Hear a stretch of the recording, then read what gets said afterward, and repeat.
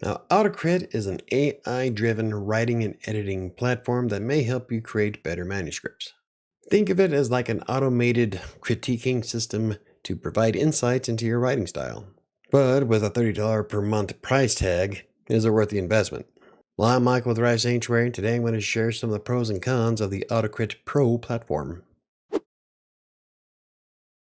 It's best to think of AutoCrit as an editing helper.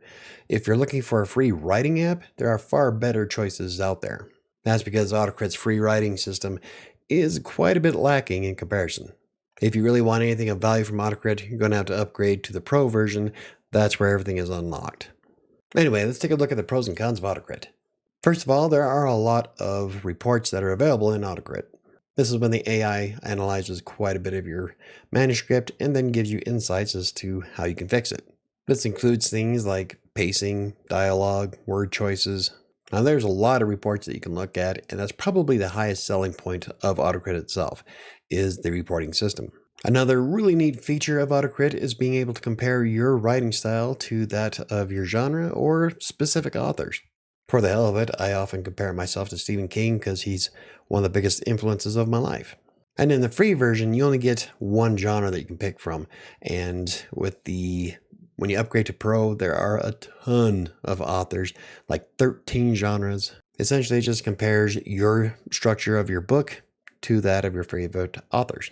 For example, you can compare your writing style to that of J.R.R. Tolkien. Like I said, I often compare mine to Stephen King.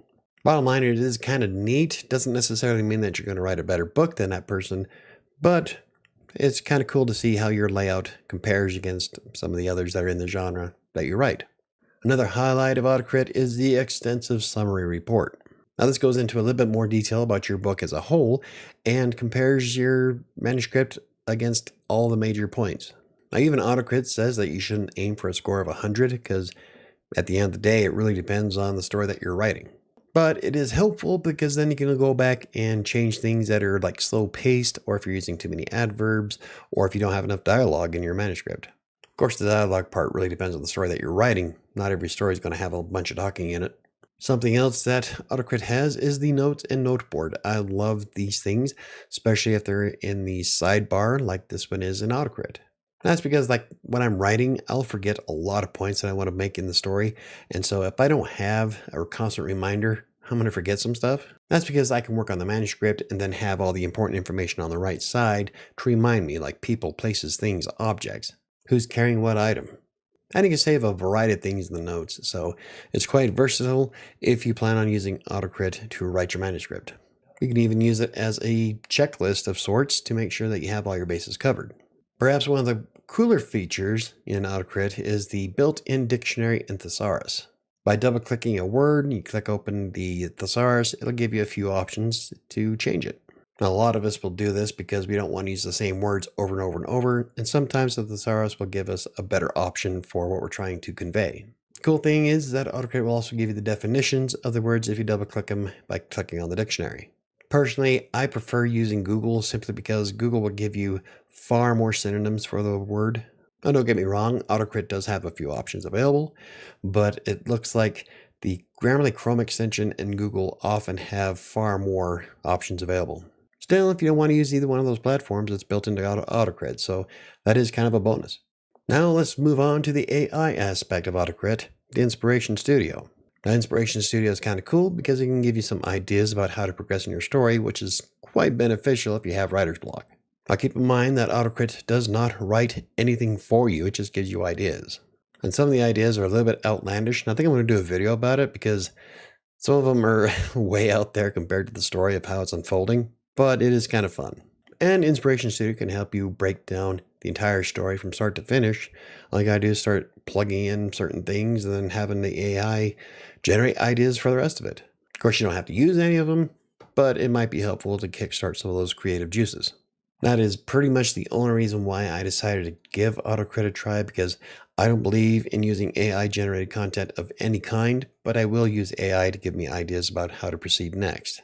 I will write the content myself. But the Inspiration Studio does have a lot of fun parts to it, so I'll probably more than likely make a video about it. And AutoCrit does give you access to community, academy, and services forums. Now, as a paid member, you get a discount on some of the services and whatnots. And there are quite a few people that you can join for different forms for all kinds of things. Now, the Academy part, there are a few free classes, but for the most part, you're getting a discount. And there's not always a lot of classes available. Like for February, I think there was only like 6 or 7, and it looks like they're produced month to month. But still, it's kind of on the affordable side and might be quite beneficial for you in the long run. Keep in mind, I am a proponent of education of any kind. And lastly, one pro that stands out to me in AutoCrit is the Dictate and the text reader. Now, Dictate is when you speak into your microphone and AutoCrit will write the script for you.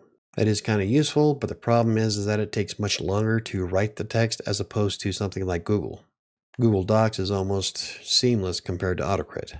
And like most other platforms, if you don't speak clearly into your microphone, AutoCrit's going to assume some shit. The one thing I would like to point out about the dictate function is that if you don't disable it after you're done using it, and you back into your dashboard on AutoCrit, the speech-to-text function will start renaming a lot of your files if they're selected. So I think that is a bit of a bug. Shut it off when you're done. The text reader uses pretty much the same old computerized voices from like the 2000s, and they read your text to you. Now, this is kind of helpful. That way you can kind of hear what it sounds like when you write your book of what it would sound like in an audiobook.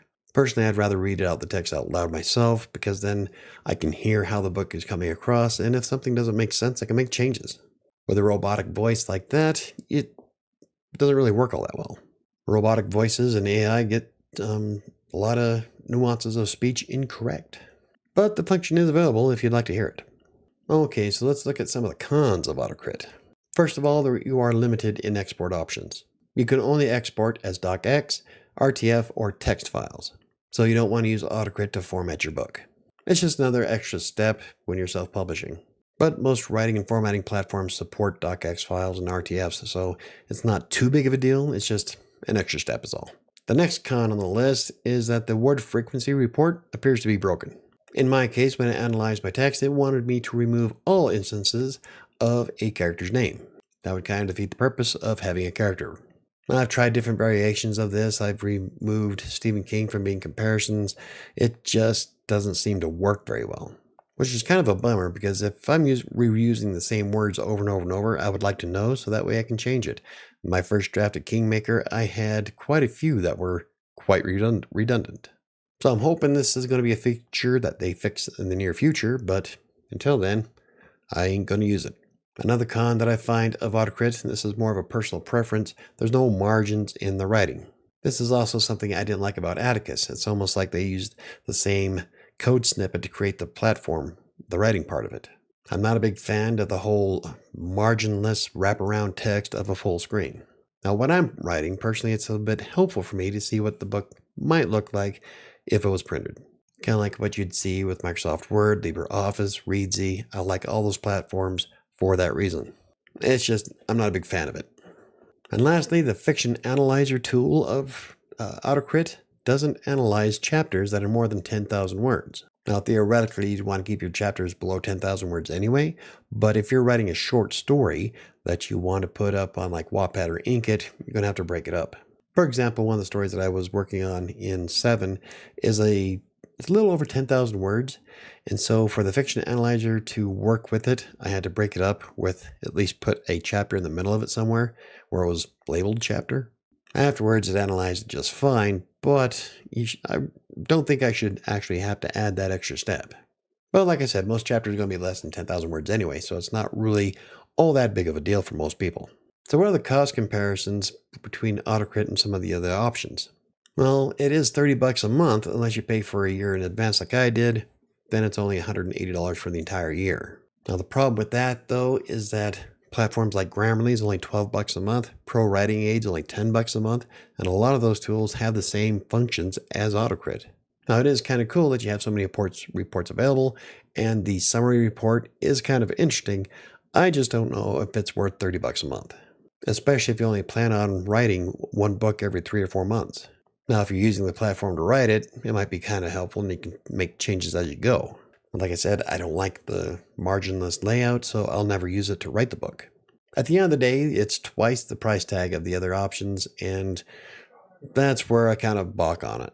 So how far does the AI go for AutoCrit? As I said, the AI does not write anything for you.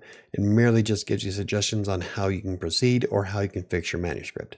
Now, this is based on a lot of different data points across the board, both genre and authors, like I mentioned earlier.